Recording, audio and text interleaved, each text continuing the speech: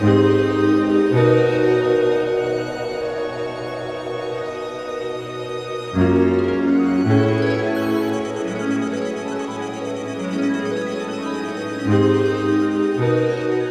Fundación considera que la comunicación alternativa es de vital importancia para nuestros países porque puede aportar en la recuperación democrática y puede contribuir a superar los cercos ideológicos que impone el predominio transnacional de los medios de comunicación masivos. Una experiencia importante para llenar con vida la demanda al derecho a la comunicación ha sido la campaña en contra del Tratado de Libre Comercio entre Estados Unidos y Centroamérica.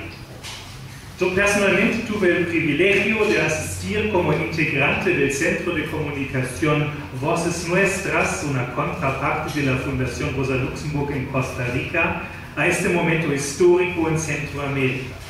El Tratado de Libre Comercio, el TLC o CAFTA por sus siglas en inglés, representa la misma imposición del modelo económico-político imperial como el NAFTA en México. Para vencer a los movimientos sociales en Costa Rica, el gobierno convocó a un referéndum nacional sobre la polémica ratificación de CAFTA.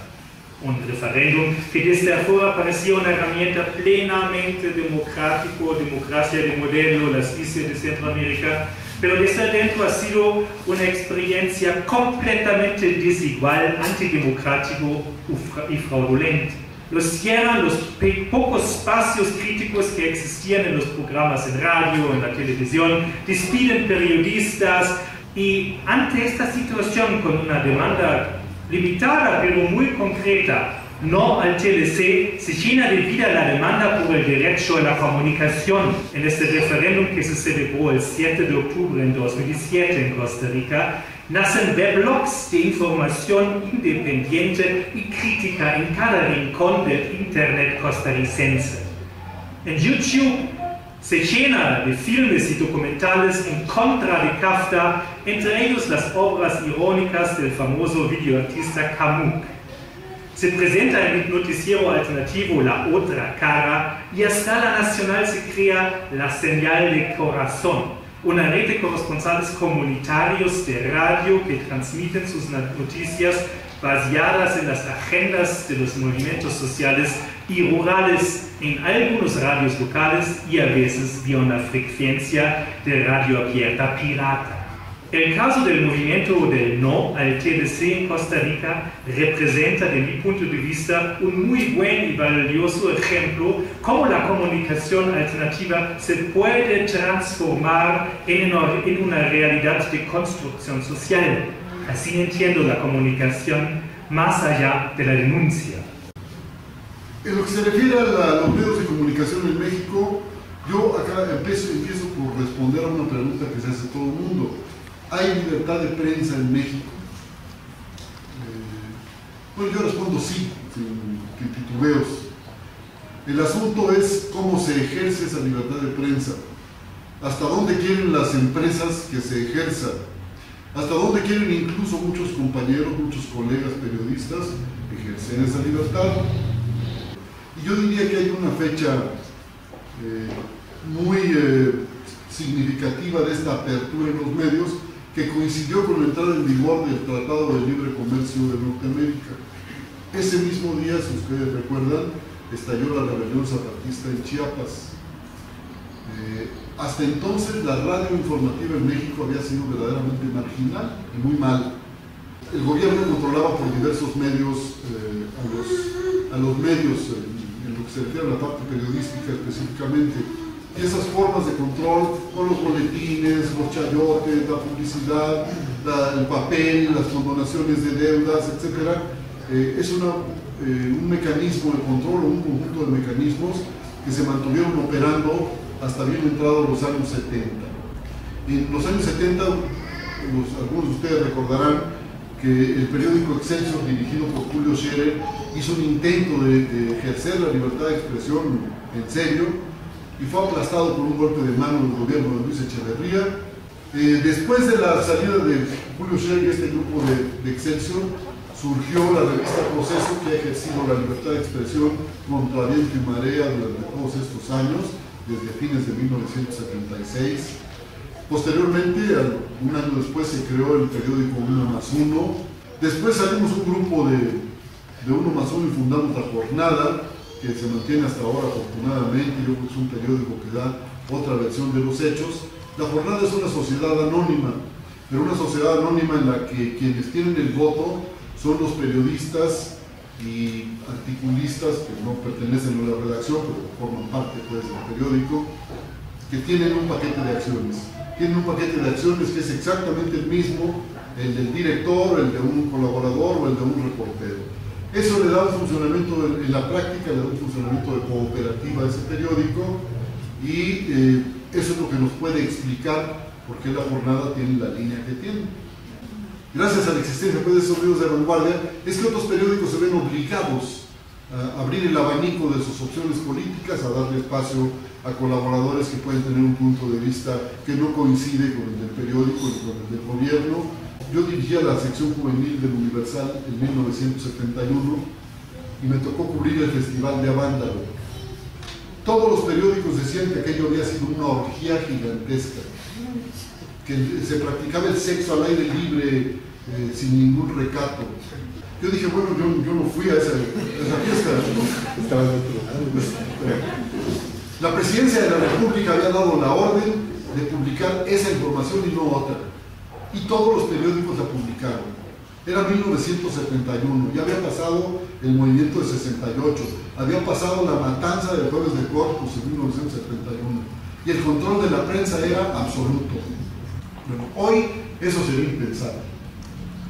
Por mucho que quieran controlar y que suelten dinero, que compren algunos medios, algunos periodistas, ya no los pueden comprar a todos.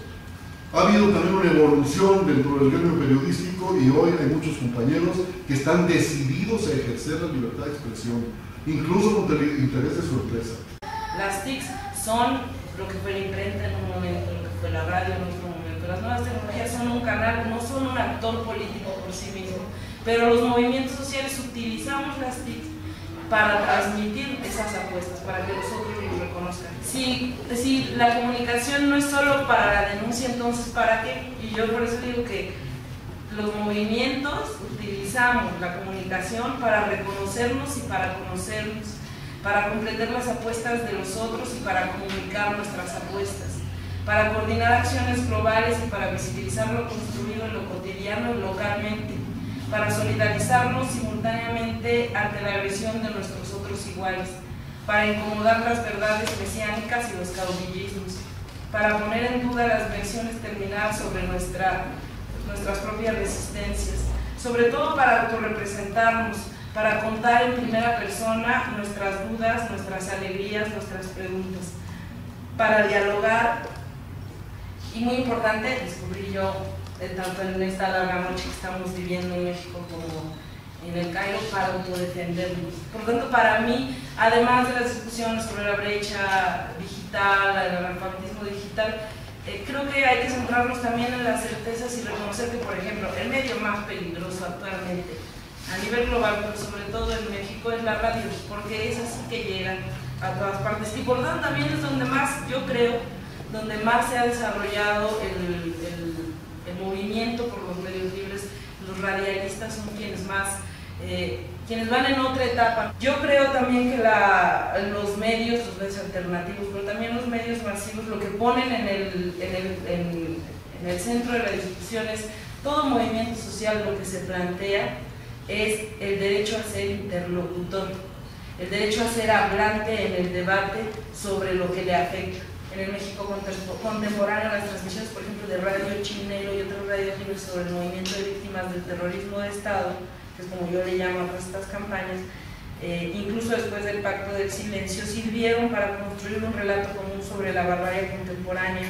Y yo creo que en ese sentido el papel, más allá de la denuncia, yo creo que por ahí sirve la denuncia para no olvidar, para construir una memoria colectiva sobre esta larga noche. Hacia 1952, con la Revolución Nacional Libertadora o la nacionalista de abril de 1952, aparecen como hongos radioemisoras mineras sindicales independientes clandestinas de pequeño alcance, milagro de comunicación en quechua, en aymara, en guaraní, en 7, 8 idiomas regionales originarios. El primer objetivo de los gobiernos, del ejército con una ceguera cultural, era la destrucción de las emisoras mineras. Lo primero que atacaban antes del sindicato, antes de persecución, antes de los partidos políticos, silenciar la radioemisora, pero ni siquiera incautarla, hacerse de los equipos o clausurar, quitar micrófono. No, ametrallaban los equipos.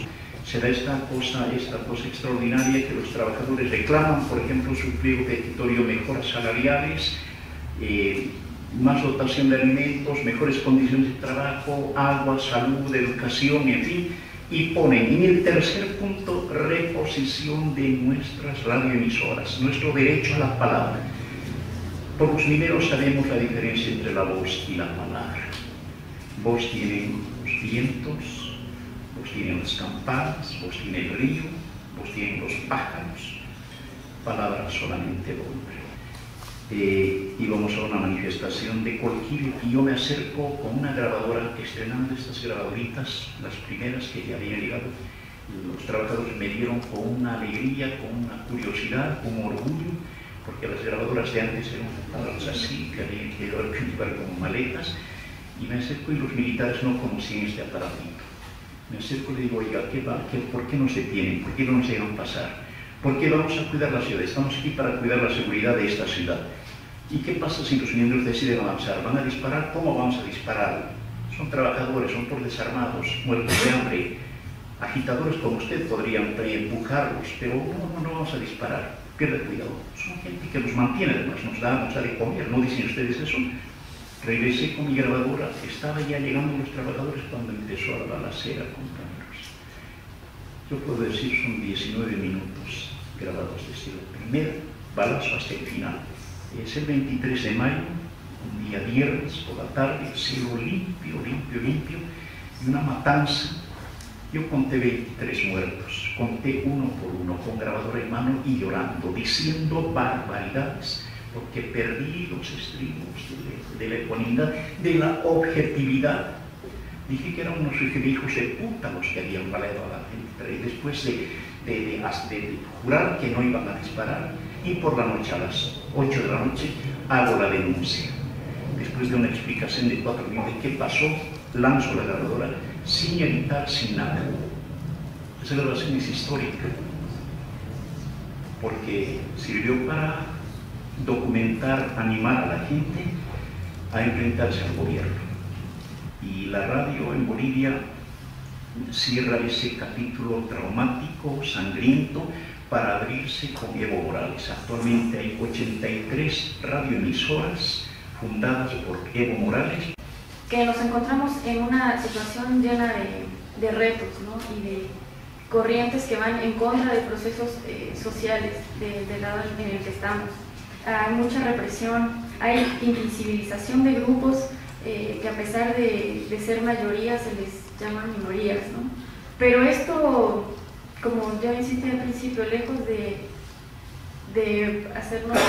ponernos en una posición pesimista, pues hay que rescatar y encontrar los logros que han surgido, ¿no? Como el encontrar y construir identidades colectivas, a partir de estas herramientas poder defender procesos sociales, procesos políticos de resistencia, construir e intercambiar subjetividades. Algo muy bonito que me parecía que dijo el embajador es reconocer la palabra del otro, ¿no? Intercambiar.